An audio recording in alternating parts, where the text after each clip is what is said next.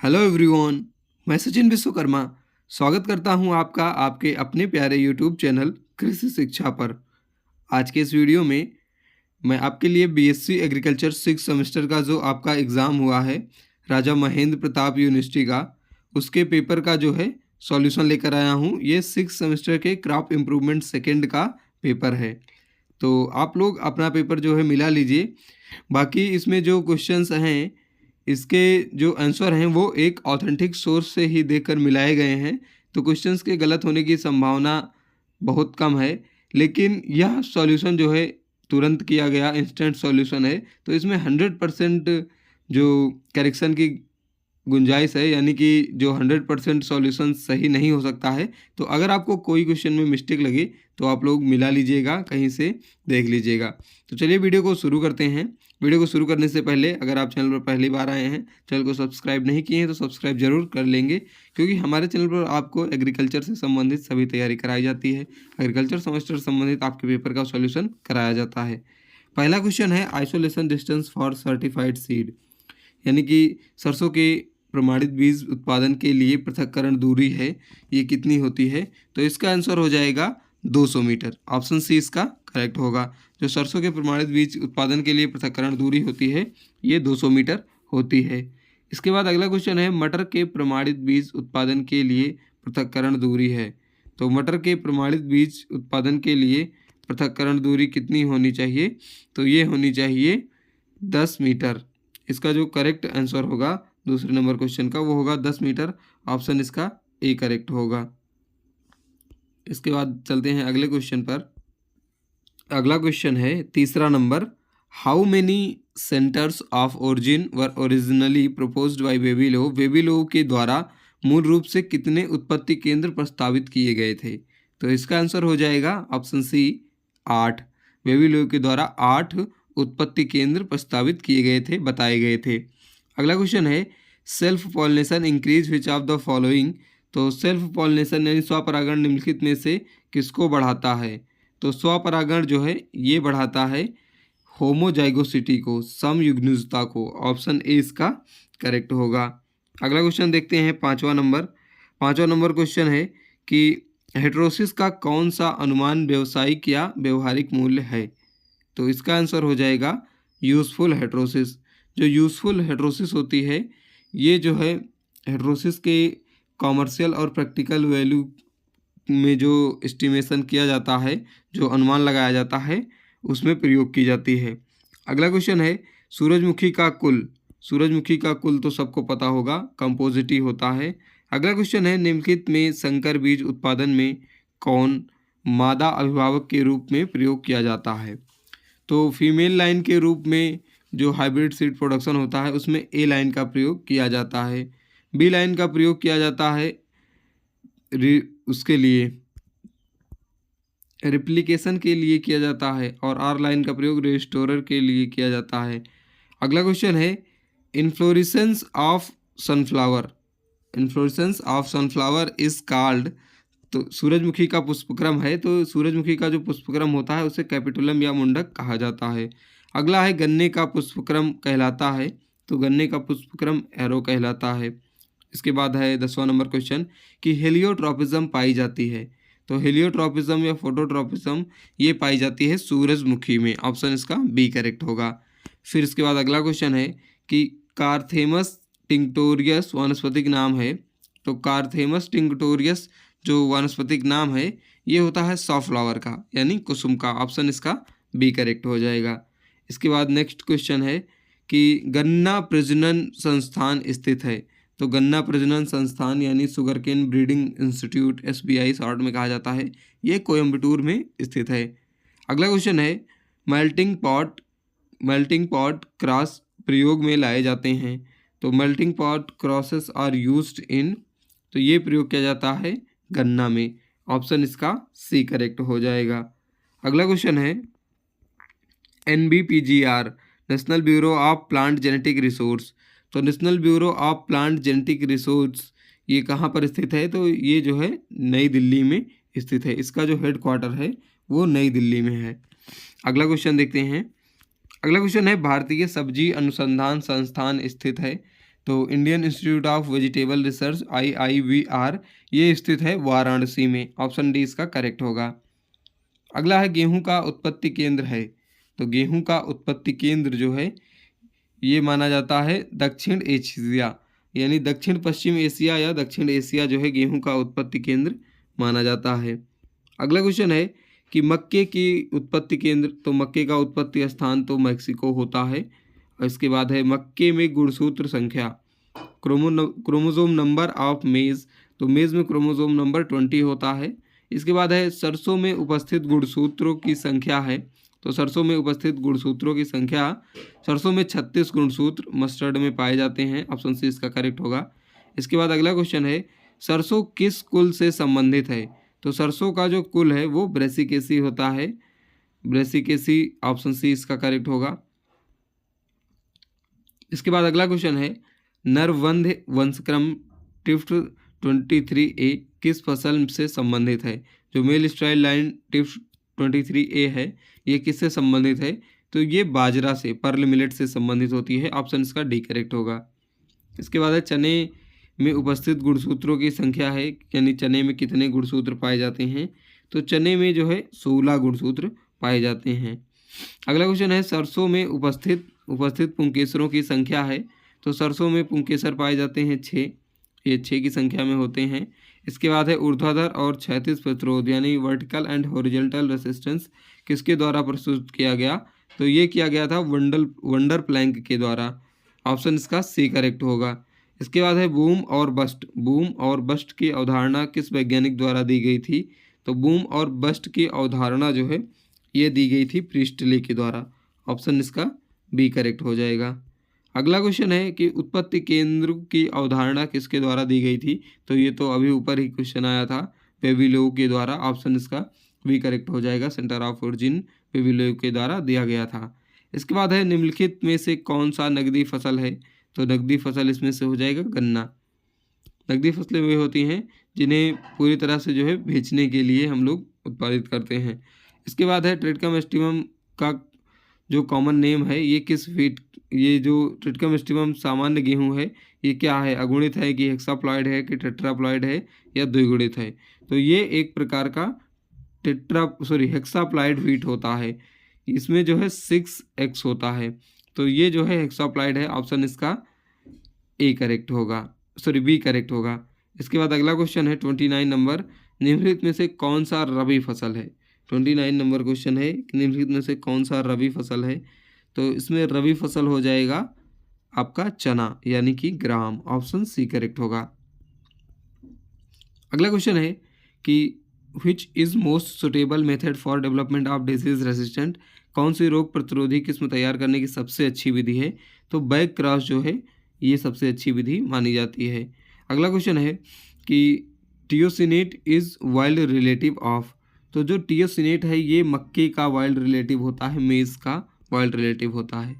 अगला क्वेश्चन है आमतौर पर निम्नलिखित में से किस अवधि के बीच पुष्प खिलने से एक दिन पहले विपुंसीकरण किया जाता है, यानी जो इमस्कुलेशन है वो कब किया जाता है।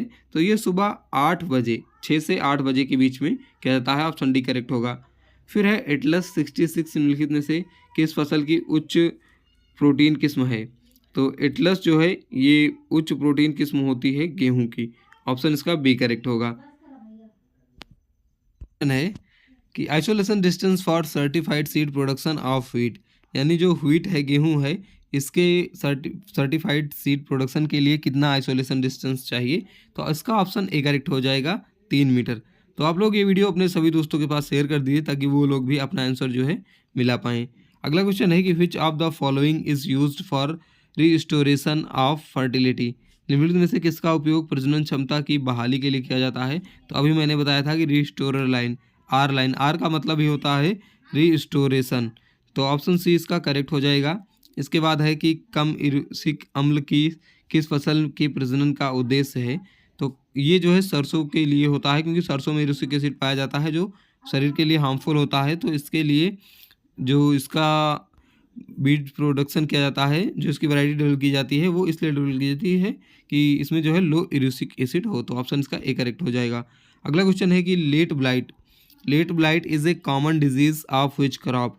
तो लेट ब्लाइट किसका जो है कॉमन डिजीज़ होता है? तो ये होता है आलू का, ऑप्शन सी इसका करेक्ट होगा। इसके बाद अगला क्वेश्चन है कि भारतीय गन्ना अनुसंधान संस्थान स्थित है, Indian institute of sugarcane research, ये लखनऊ में स्थित है, ऑप्शन बी इसका करेक्ट होगा।